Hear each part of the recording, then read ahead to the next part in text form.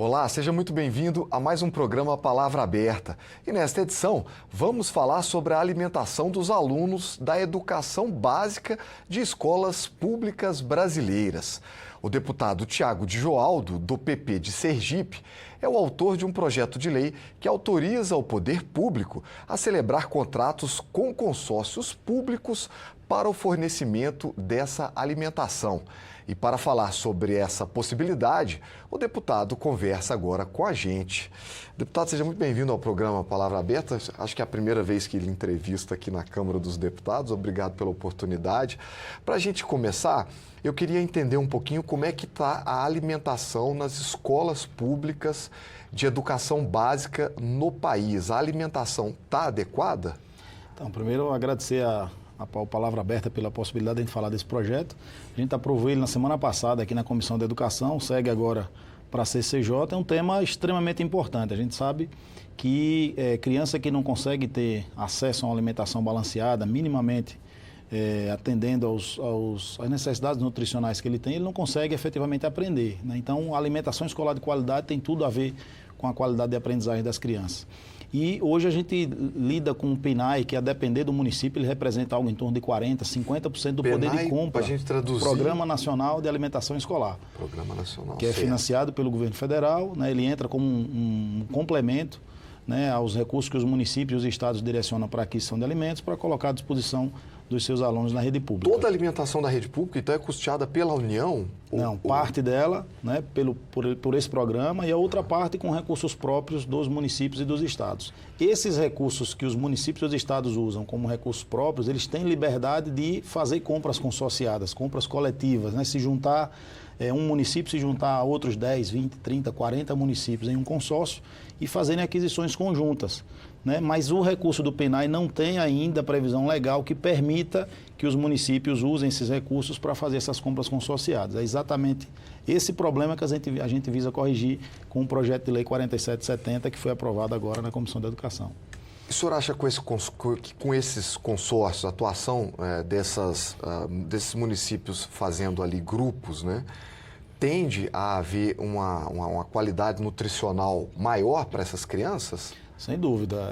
Nós temos exemplos já dessa parte de recursos que vários municípios já compram. Eu trago o exemplo lá do estado de Sergipe, que tem um consórcio chamado Conivales, né, que começou a sua atuação na área de saúde, com ganhos efetivos de redução de custos e de conseguir entregar medicamentos básicos a municípios que sozinhos não conseguiam sequer interessados em participar de seus processos licitatórios, isso dificultava a oferta de medicamentos básicos para a comunidade, e que depois que se juntaram, eles conseguiram a aquisição em escala, eles conseguiram redução de preço, consequentemente economicidade e melhor qualidade dos medicamentos que eram fornecidos. Depois o Conivales avançou para a educação e já faz hoje também compras consorciadas, só que através dos recursos próprios de cada um desses municípios.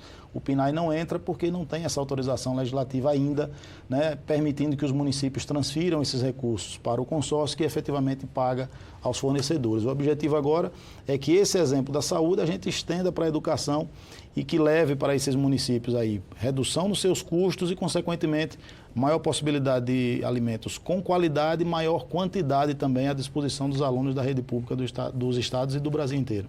Já é uma realidade na saúde, autorizada por lei, inclusive? Os consórcios já estão autorizados por lei para a área da saúde. Exatamente. Aí só quer estender essa possibilidade para a área de educação. De educação. Esse é o objetivo. Hoje o PNAE representa algo em torno de 50%, 55% em média, né, do total de recursos que os municípios dispõem para fazer a aquisição da alimentação escolar. Então, quando a gente autoriza nesse projeto de lei, que é permitir que esse recurso seja usado para essa compra conjunta, né, a gente permite que os municípios eles consigam potencializar os valores que são direcionados para essas aquisições, consequentemente, né, melhora a qualidade da oferta do que é colocado na mesa dos estudantes. E isso, assim, de forma sequencial e lógica, ela vai também ajudar na melhoria da qualidade de aprendizagem dos alunos da rede pública. Agora, deputado, há uma questão muito triste, né, que você tem uma quantidade imensa de denúncias em todo o país relacionados ao desvio de recursos que eram destinados para a merenda escolar, que acabam virando objeto de atuações ilícitas, né? Inclusive na área de alimentação, essa área da chamada merenda escolar, é uma das mais afetadas por denúncias quando você pega as manchetes dos jornais. Quando você passa a atuar com um consórcio, você tem mais facilidade ou dificuldade para fiscalizar o uso real deste recurso? Veja, você tem uma facilidade maior porque o consórcio, pela estrutura maior que os municípios reunidos dão, né, de qualidade de profissionais em termos de tecnicidade, né, de rigidez na fiscalização, a parte que vai competir aos municípios é apenas a conferência da quantidade e da qualidade recebida. Os itens que vão ser direcionados para os municípios, né, são recebidos pelos almoxarifados de cada um dos entes e eles precisam atestar que o que consta nas notas fiscais efetivamente é o que está sendo entregue. Né? Mas desde o processo de construção do edital de licitação, ao processo de confirmação de que as empresas vencedoras atenderam às exigências nutricionais e de qualidade dos produtos, eles passam por uma equipe altamente técnica e qualificada, que é colocada à disposição por parte dos consórcios. Né? Isso ajuda, inclusive, na redução de custos dos municípios. Né? Então, a gente entende que a compra consorciada, tanto na área de saúde, como eu falei, e na área da educação, comprovadamente reduzem muito as possibilidades de corrupção, né, que a gente acaba vendo quando municípios compram sozinhos, eles são responsáveis pelo processo de seleção de fornecedor, né, de entregas e de recebimentos e de pagamentos da alimentação escolar. Digamos que ele está sozinho naquele processo. Agora ele passa a ter mais pessoas de fora do município, né, que vão estar focados exatamente no que efetivamente é comprado e entregue a cada uma das municipalidades. Com essa quantidade bem maior de atores envolvidos, deixar todo mundo alinhado para uma fraude, por exemplo, se torna mais difícil. Bem mais difícil. É outro benefício que a compra consorciada traz também para esse caso.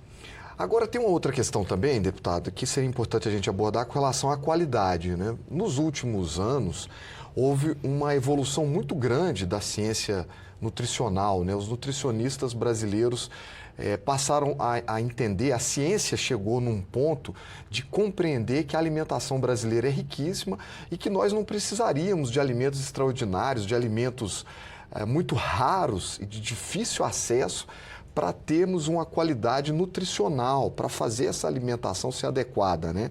Você consumindo produtos tradicionalmente encontrados no Brasil, produtos nativos de valor relativamente acessível, você já consegue ter uma alimentação de alto padrão, né?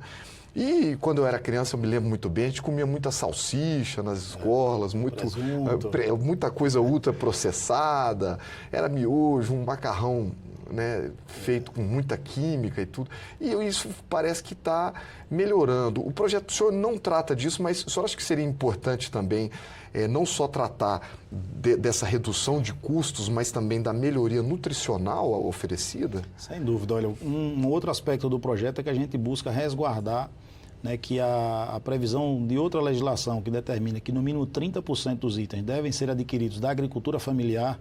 Isso tem um aspecto econômico, mas também tem um aspecto nutricional, né? O aspecto econômico é que você prioriza que pessoas da comunidade, pessoas que inclusive têm filhos matriculados naquelas escolas onde eles vão fornecer alimentação, eles possam ter acesso à venda dessas alimentações sem tanta burocracia.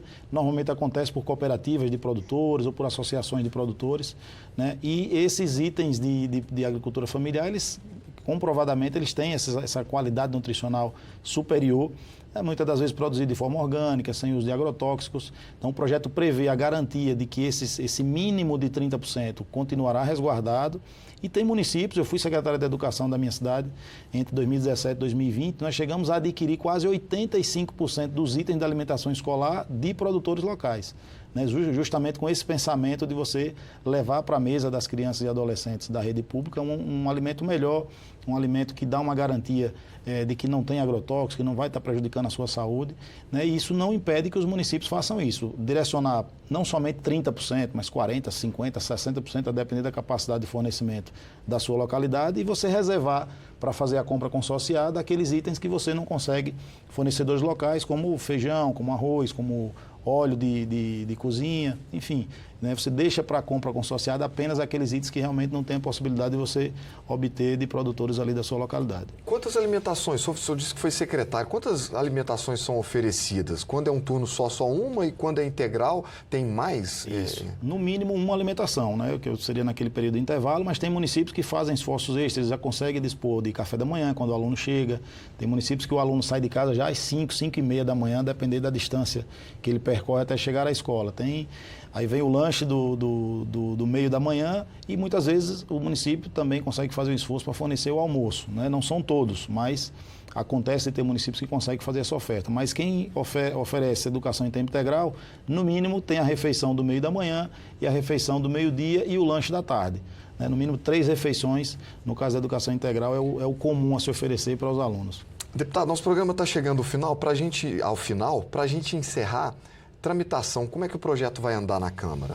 Então, saiu agora da Comissão da Educação, nós aprovamos o relatório da deputada Socorro Neri semana passada, segue agora para a Comissão de Constituição e Justiça, a gente está buscando já identificar na CCJ, né, quem são os deputados que têm uma atuação mais próxima da educação pública, para que a gente solicite que ele tente, com a presidência da comissão, relatar o projeto e dar celeridade, né, que a partir daí a gente consegue, já como ele tem a apreciação conclusiva, né, passando na CCJ o quanto antes, a gente já dá seguimento a ele para o Senado Federal e lá nós vamos fazer o mesmo procedimento.